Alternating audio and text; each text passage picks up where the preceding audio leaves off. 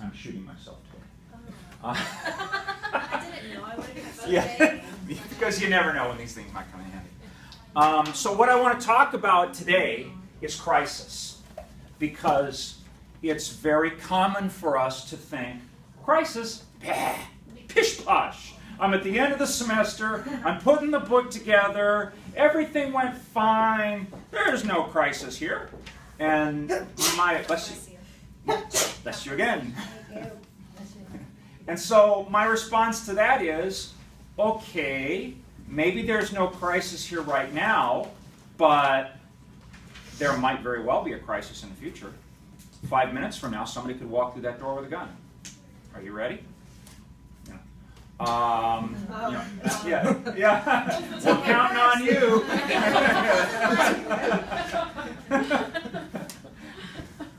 But and we've all experienced those kinds of things, in our personal life as well. When things happen, I got home from work about 3 o'clock Wednesday afternoon. My 12-year-old dog had fallen down the stairs and couldn't get up, and had a series of seizures Wednesday afternoon, and we had to put her to sleep. And so, even in your own personal life, things like that happen completely out of the blue, and you need to be prepared for it. And when, as public relations practitioners, when we're dealing, in an agency environment, we have a variety of different clients, all kinds of things can happen, and we have to be on alert. Which doesn't mean that you need to be paranoid, but it does mean that you have to be ready. And as I say here, it's not a question if crisis will happen. It's when is it going to happen, and how are you going to react when it does happen. So, some common precursors of crisis: an employee makes a mistake, a product is defective, information is lost, people go on strike, natural disaster occurs. This last one I just recently added. I never used to have that in my crisis presentation, now I do. Because, you could perform a criminal act knowingly or unknowingly as an employee, or somebody else in the company could perform a criminal act, or you could have a criminal act performed against your organization. Or if you're in an agency, your client could perform a criminal act. So you want to be prepared for that too, because that kind of thing will wash back on you. What I would call the blooming of a crisis. This is how things get worse. Or actually, blooming is probably the right word, or germination of a crisis. When a crisis comes to fruition, when it flowers, this is what happens. Your competency or honesty is threatened. The public learns about it. It's out of your control. That's when you really have a crisis. It's out of your control, and you have to get out in front of it. The crisis can be big or small. It can be near or far. The question for you, and if you're working for a client, the question for the client is, do you own this crisis? That is a whole nother question, because a lot of times in the workplace we are presented with things that look like crisis, and then the question is, do I own it? Is this really something that I'm going to have to be responsible for? Is it going to backwash on me and house? But that's another issue. We'll assume at this point that you own the crisis. Some examples, and these examples are all from today. I got up this morning and looked on CNN, and this is all from today. First one, Australia is going to spend $39 billion on a new fleet of submarines. Put your head around that. $39 billion. So I read this article, and it seems that Indonesia is the most militarily armed area of the world. There's more military action in Indonesia than anywhere else. Submarines, airplanes, everybody's got a gun cocked at everybody else.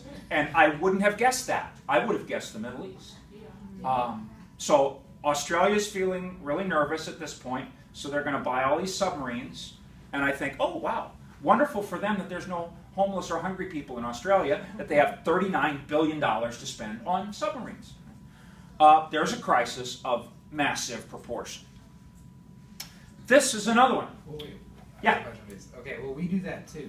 Yeah, oh yeah. But it's not a crisis. Like nobody's panicking about that we're spending money on military and not our homeless. Maybe they ought to. Australia doesn't have homeless people. Yeah, yeah. So I'm saying that obviously Australia senses a crisis, and that $39 billion that they're going to spend on submarines would normally have been spent on something else.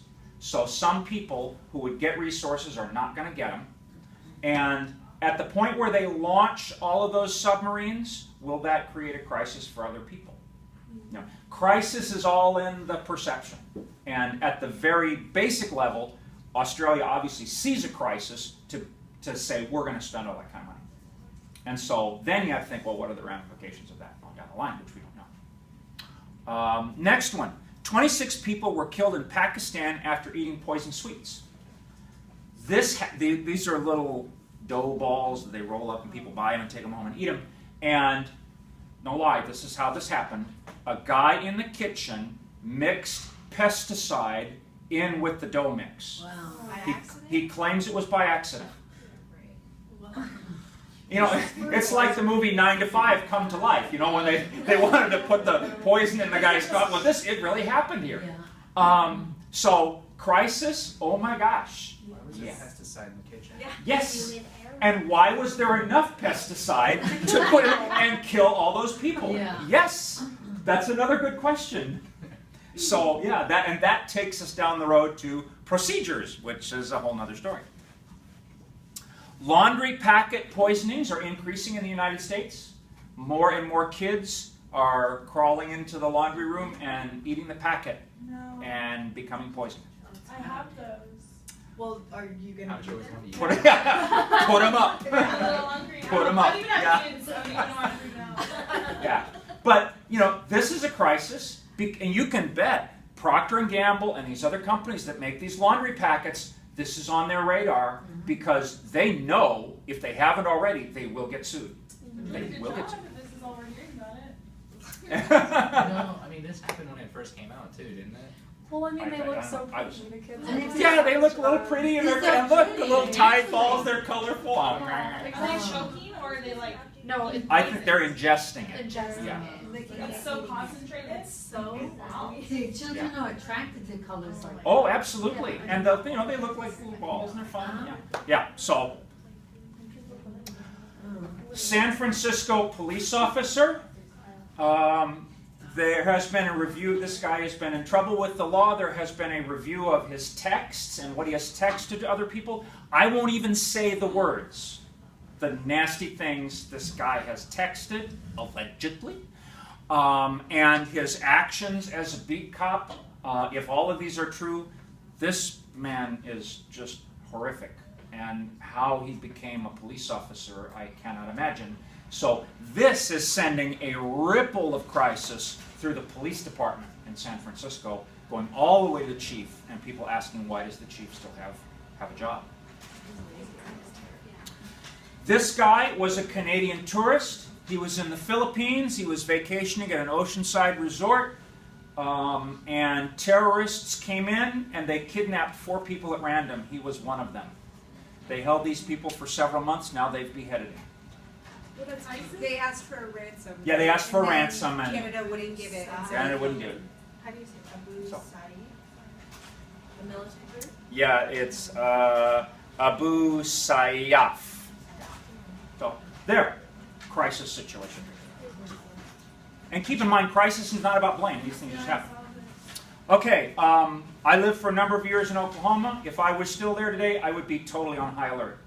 Because this is one of those days when you keep the weather radio on all the time. You're looking out the window every 5 minutes, because if they haven't started getting nailed yet, they're gone. Because of the threat for severe weather. I mean, right there, Texas, Oklahoma, Kansas. They're going to get nailed today. And they're talking about serious tornado outbreaks, tornadoes on the ground for a long time.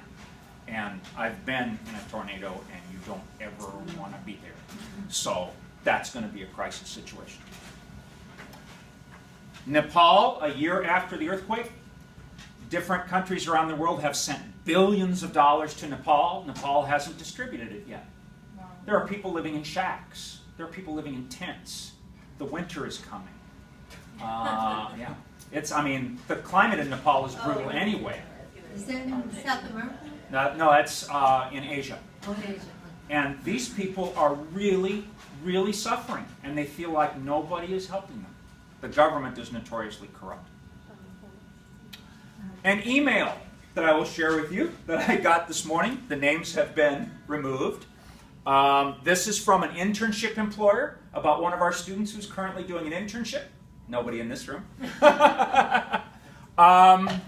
Last semester I had a journalism major, so I can understand why he was unfamiliar with press releases. This semester I have 2 PR students, one of whom is so clueless it almost seems like someone is playing a practical joke on me. Oh my gosh. Oh my gosh. So this person says it's probably too late to fire the intern, but fill me in on the protocol for unacceptable interns. Because this person, who happens to be a graduate of our department, feels like they've gotten several unacceptable interns in a row. Oh my gosh. Yeah, oh my gosh. Does he mean another intern though? Well, I don't know how we're going to resolve it. So that's a crisis still bubbling right now. But we own that crisis, no question. This one, some of you may have seen this on TV. Not my favorite entertainer, but I feel sorry for Kelly Ripa. Her face is just so sad in that picture. She's now been blindsided twice. You know, she's losing her co-host again. Nobody told her until minutes before the announcement came out. She was pissed, as you could imagine. And so she disappeared from the show for a week. She came back today. She made a statement. She's not real happy. You can go to the link. This is PowerPoint is in the crisis folder with my name on it. You can go there and see her statement. She's still pretty irritated. Her contract is coming up for renewal in a few months. She's going to ask for a ton of money, or she might depart altogether. Because I'll bet people are lining up to give her a job. She's been with ABC 28 years, and she's had it up to here. This is a crisis from quite a few years back, but it did hit home. Everybody heard about the Cal State Fullerton massacre. This was the shooting in the library. It was back July 12, 1976. A custodian killed 7 people and wounded 2 others in the first floor and in the media center. This was one of the first, sadly, the first university or school shootings in the country. He got an NGRI. Say that again? No, he got not guilty because of reason of Yeah. insanity. Yeah. Oh my god. Yeah. So, you know, well before mass shootings were on the radar nationally as an issue, we had one here. So, like I said a minute ago, crisis can be big or small. It can be near or far. It can be personal. It can be professional. The question is, how ready are you for it? Because it is going to come to you eventually one way or another. 2 textbook examples of good crisis response. You've probably read about the Tylenol response. I mean, that is the textbook example of how to deal with this. You get the product off the shelf. You make apologies. You look for a tamper-proof cap to put on that thing. You communicate with people so they know what's going on. I mean, you do your due diligence, and you can recover from that. When that initially happened, people said, oh, as a brand, Tylenol's gone. They're a history. Well, now they're in trouble too. What's that? They're in trouble now also. Yeah, yeah. So, I mean, everything old is new again. So, you know, it seems like a lot of times we don't learn from our lessons. But in that particular case, they did really well. The Luby's cafeteria shootings, let me click on that one for you. If I can get the mouse here. So Cal State Fullerton also had that guy a couple of years ago too. The guy Oh, was that, around. that, They robbed something and then ran to the school. Which yeah, they were never found. But yeah, when we did the lockdown, He just Yeah. kind of walked Wasn't he out. found? No, he just kind of walked out with all the students. Yeah. Like, they Crazy just- guy with the guns, Yeah, killing people. yeah. No, No, he no, doesn't no. kill anybody. No, the one guy, the ex-marine who like killed people, killed two people here, and then came on campus with a gun, and they were like, "What Oh, no, then that was a misinformation. He was actually in Boyder Park the entire time. Oh yeah, no, I know what she's talking about. Yeah. We got the text message. That was, It's yeah, stupid crap. Yeah, say he was at the- misinformation. yeah. They thought he was in Castic Wood. Not the recent one, it was a couple years No, it was a ago. couple years ago. Oh. Yeah. Yeah. My gosh. So anyway, the Luby's case, this was 1991. Again, a very early shooting incident. A guy drove his pickup truck through the window and into a Luby's cafeteria, came out guns blazing, and killed 24 people. And Luby's did a superb job on this. As soon as the people in the corporate office heard about this, they put people in cars, they put people in planes, they all started going to this location. They put the CEO on scene, they put the major decision makers on scene. They talked to the media, they explained what was going on, they reached out to the families, they paid for the funerals of the victims. I mean, they did all of these kinds of things to help ease the situation. There was nothing they could do to correct what had happened, but they really bent over backward to help the families and help the wounded people. And so it is an outstanding example of how you should react. Is that something that you as a corporation have to own, even though it's not your... Yeah, you have to own it. You didn't cause it, and you didn't set up the conditions under which it happened, but you have to own it because it happened on your property. So you got to clean it up.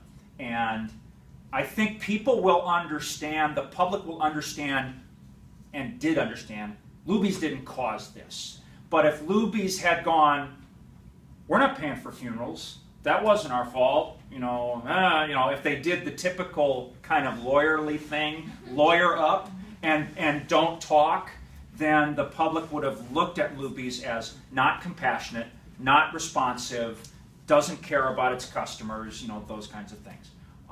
And then after all of this was said and done, they bulldozed the restaurant. Gone. Because you don't want to reopen that building again because it will continue to evoke memories in the community. So that also was the right thing to do. Okay, so let's get out of here and go back down here.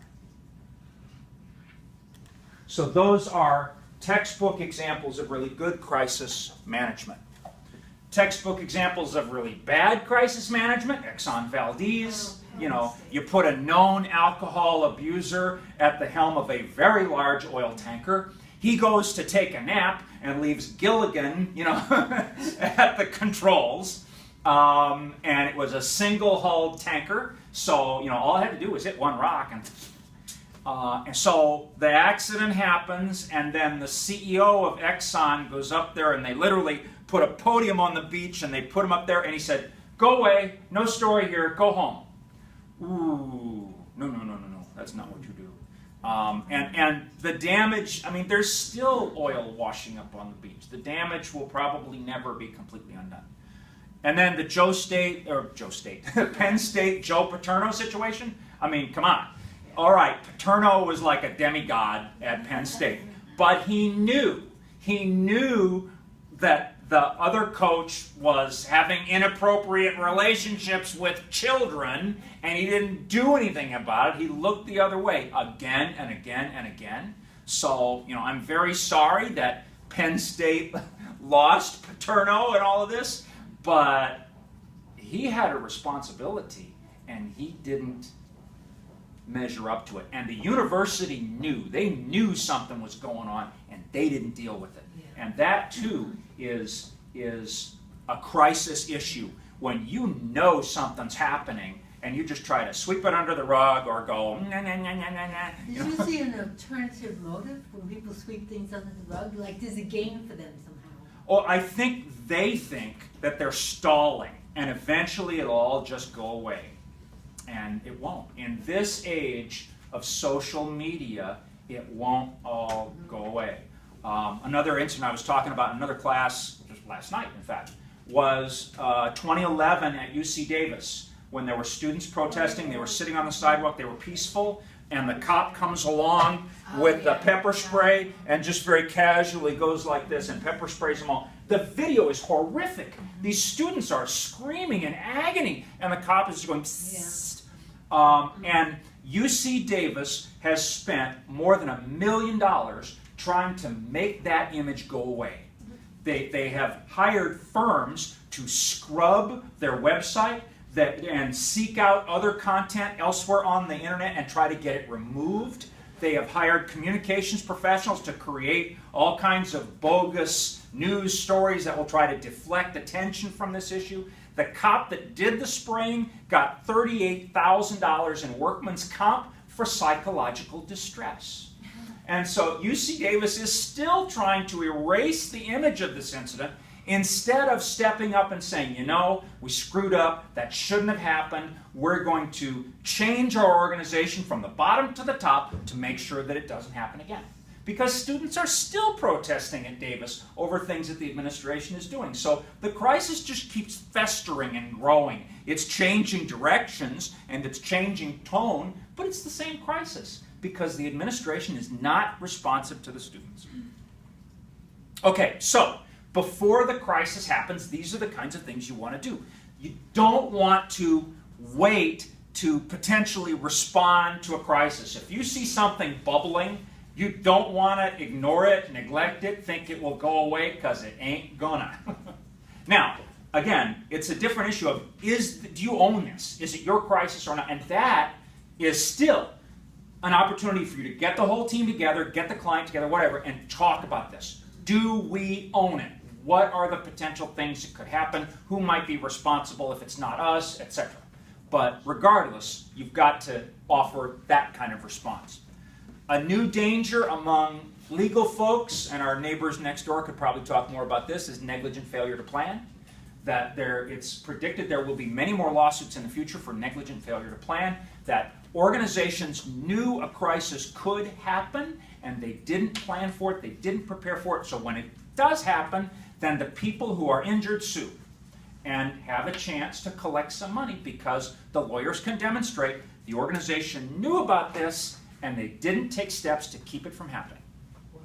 So you manage proactively to avoid crisis in the first place. You want to have a crisis management plan. You want to rehearse that plan. This is why fire departments do those drop-dead drills all the time. You know, a lot of times they won't even tell the officers who are participating what's happening. They don't want to tell them it's a drill. They just send out the alarm and everybody goes there. And because if you tell people it's a drill, they're not going to approach it with the same level of seriousness that they should. So have that plan, rehearse it. Be ready for any eventuality, which then brings a question. If we have the big one, in terms of earthquake, the big one tonight, how prepared are you? Not very well prepared. I don't like to think about it either, but yeah, I am so prepared. I have enough food at home, we could last a week. Now, it wouldn't be great. We'd be eating granola bars and canned beans for a week, but we could do it. And I've got water, and I've got a generator. I mean, I'm ready. So that's a question all of us need to ask ourselves. How ready are you? Because my folks went through the earthquake, the Northridge earthquake, what was it, 92, 93? The house cracked in half. Everything fell off. The cabinets fell out. It was horrific. They were drinking out of the neighbor's swimming pool, boiling the water out of the neighbor's swimming pool because they didn't have water. So, and it was several weeks before things were back to normal. So the question is, how prepared are you? So that's a thought to leave here with tonight. So, yeah, everybody knows Swanson's got water. They're all covered. I'll share till it runs out. So before a crisis, you develop a plan. And now this is where students will say, a plan? You've just given us 15 different things that there could be a crisis for. How do we develop a plan for that? Well, you look for a way to develop generally a plan for your client. Okay, if this kind of situation happens, who's in charge? Who's going to be the point person for communication? What kinds of resources do we need? How are we going to reach everybody? Do we have everybody's cell phone number? Those kinds of things. You want to lay out as best you can what the map would be for crisis. And there are some things that you could definitely plan for. Like here at Cal State Fullerton, on every floor of every building, there's a coordinator, a disaster coordinator. When I was chair, I was the one. They gave me this big vest and a flashlight, and if something bad happened, I was the one who was going to make sure everybody got to the stairs and got out. But, okay, but what if I'm not there? Then who's majority of the time, right? right? Yeah, which is a lot. Now, not so much when I was chair, but and still there's a lot of time you're not there. Now Jason Shepard is the coordinator. What if Jason is not around? Who will wear the big vest? I don't know. So you can try to map out as best you can, but also think of contingencies along the way. Train your people. Create relationships with allies in the community. So, okay, maybe the crisis isn't a natural disaster. Maybe it's some kind of crisis of trust, where something will happen and the public will suddenly not trust your client. Do you have relationships built with other entities in the community, people that you could get support from? People who will say, you have a good organization and they will vouch for you. As a university, we have those kinds of people. So even if something terrible happened here, some terrible breach of trust, people would say, hey, Fullerton's a good school. I graduated from there. I know people who graduated from there. So we've got allies in the community. And you want to constantly be building that corporate reputation, which is something we want to do with the agency every semester. We want to make a little bit of increase in the reputation of this agency so that people will go, oh yeah, Practical Advantage, I've heard of them. That's a good group. They've turned out a lot of students. Oh yeah, I remember they did a campaign for so-and-so. We want to have that kind of support in the community so that people know who we are, and we want to have more of that support at the end of every semester than we did the previous semester. Then the rules that never change. When a crisis does develop, then you identify what is this problem and is it ours? Do we own it? Because if we don't own it, then maybe we can just kind of step back. So I'll give you an example. Let's say that, totally fictitious example, but it's determined that a group of hackers has been hacking into the mainframe at Cal State Fullerton and changing students' final grades, so that students who are not eligible to graduate can now graduate. And we've just discovered this, and it's gone back 3 or 4 years. Wow, that's a bad situation. Do I own that? Nope. Does the Department of Communications own that? Nope. Does Practical Advantage own it? Nope. Does IT own it? You betcha. IT totally owns that. So the rest of us can just kind of back off. Yeah, and I hope they can deal with it. So the rest of us can kind of back off. And so that's a situation, where, well, that's a real bad thing, and it's going to cast some shade on us as a department and as a program, but we don't own it. So all we can do is find out the extent to which our students may have been impacted by this. Now, if it turns out that the hackers who have been doing this have hacked in from a communications department lab in the basement of College Park, uh-oh, now we're a co-owner of this, because that was our lab, under our control, our computers, our technical support. Now ownership, or at least co-ownership, has come to us. So you want to be able to control this process, control the messages. What you always want to do is get out in front of this and try as much as possible to not leave things to chance. You want to work your plan, you want to respond quickly to people, and you always want to let people know what's going on. As you guys all know, the kiss of death in public relations is to go at a microphone before the media and go, no comment. In our ethics class last semester, we discussed that the putting off things and not discussing it is just giving people grounds for speculation. Oh, absolutely. Which is way worse. Absolutely. Yep. When you say no comment, people can think two things. You do know and you're not telling, or you have no idea and you're clueless. Which is both bad. Yeah, which is both bad. I mean, pick one that's worse. They're both bad, so you don't want to go there. So instead what you say is, I don't know the answer to that, but I will find the answer and I will get back to you in 1 hour, 1 day, whatever. I pledge that I will get back to you on that, and I will find out because I need to know that too.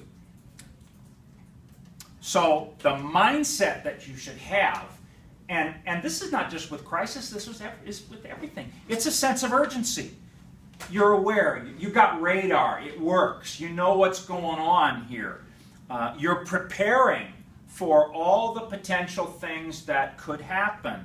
And you're proactive when crisis does happen. You take control of that situation. You've got to get out in front of it. So like this thing with the intern, oh my gosh, we are so going to get out in front of that. we're going to find out what's the issue here. Is this an international student with a language issue? What were the students' grades? You know, because you have to have a 2.5 to qualify for internship.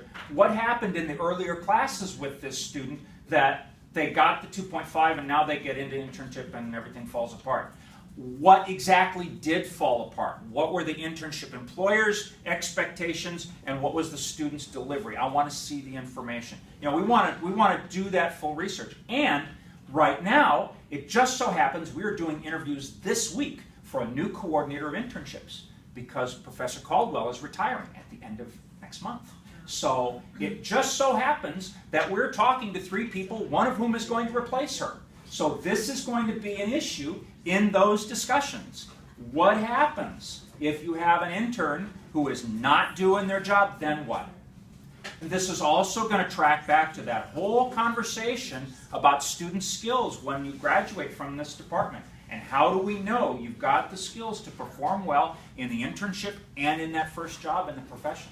So we own this problem, absolutely, and we're going to have to come at it from a number of different directions. And then after a crisis, continue maintaining relationships, continue the proactive communications. We're going to want to make sure we continue that relationship between our department and the employer. I don't want to lose that employer. That obviously is somebody who cares very much about student skills. We want to be able to place more good interns there. The employer has had good interns in the past. I don't want to lose that relationship. I also want to make sure that we maintain that relationship with the student. Does the student need remedial work? What is it? Let's identify it. Because if the student is described as clueless in the internship, that student is unlikely to get a job, or if they do get a job, they're likely to be considered clueless in the job too. And I don't want that. I don't want that for the sake of our department. So we've got to fix that problem too. So this is going to involve continued relationship building and maintaining.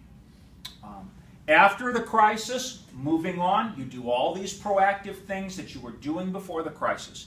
You build and maintain that reservoir of goodwill. You don't cut corners in readiness. You know, you don't want to say, the chance of the big one is pretty small, so I'm not going to worry about it because, you know, whatever.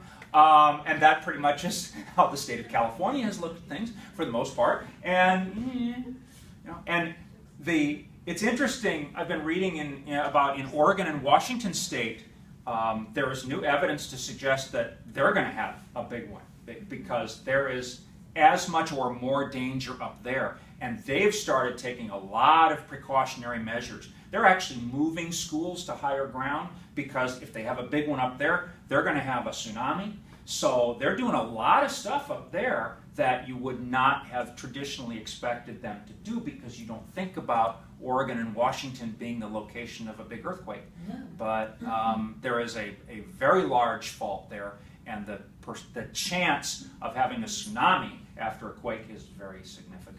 Do you think it's the reason because it's not common up there they would do more? Because here we're an earthquake country, Yeah, and right. it happens all the time.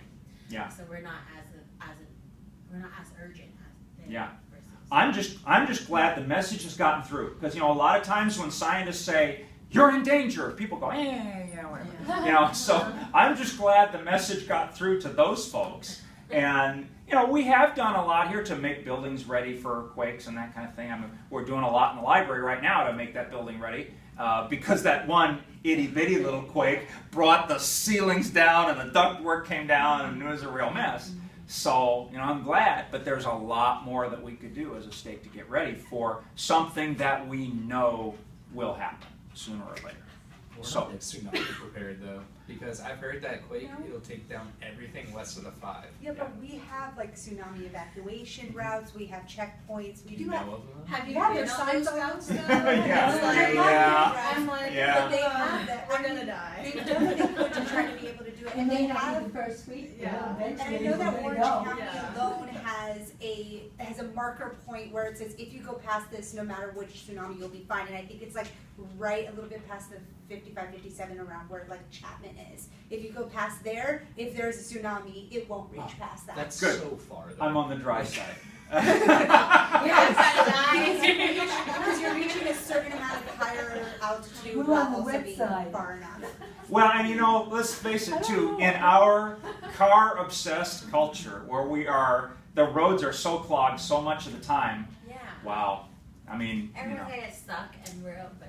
yeah. So anyway, Get the F out of there. so your mindset about crisis and really about everything should be this. Be honest with everybody. Communicate what you need to communicate, when you need to communicate it. Tell that compelling story. Be honest.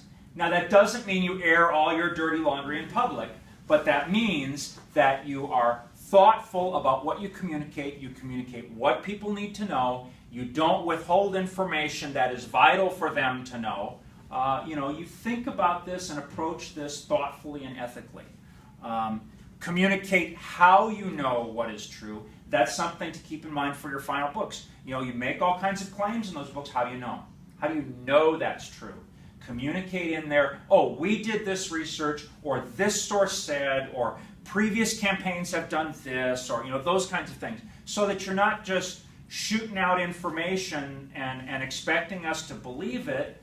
If there's a reasonable need for support there, tell us how you know what you know. If you screw up, take the blame, fix your mistakes, be humble, say you're sorry, tell people you've learned a lesson. I think that the public will be very forgiving of organizations that do that. Organizations that don't do that, the public will be very skeptical. In recent months, there have been 2 incidents, including one just recently, where Southwest Airlines threw a passenger off a plane because they happened to be speaking an Arabic language. And Southwest is like, talk to the hand. That is not a good stance to take for an airline that claims to be the friendly, happy airline, and for an airline where there are constantly little vignettes from Southwest executives on the PRSA website. Hello? If you're going to cite this company as an example of great public relations, let's look at what they've been doing lately and perhaps reconsider that. Always, last one's down here, always work toward the superordinate goal. What's the ultimate goal for everybody?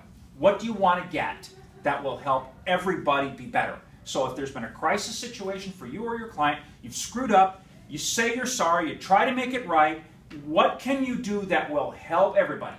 As opposed to just putting a Band-Aid on it and fixing it and moving on and going, yeah, customers will deal with them later. No, you need to deal with everybody right now. Because I think people will be forgiving if you give them a reason to be forgiving. If you don't give them a reason to be forgiving, then you're going to be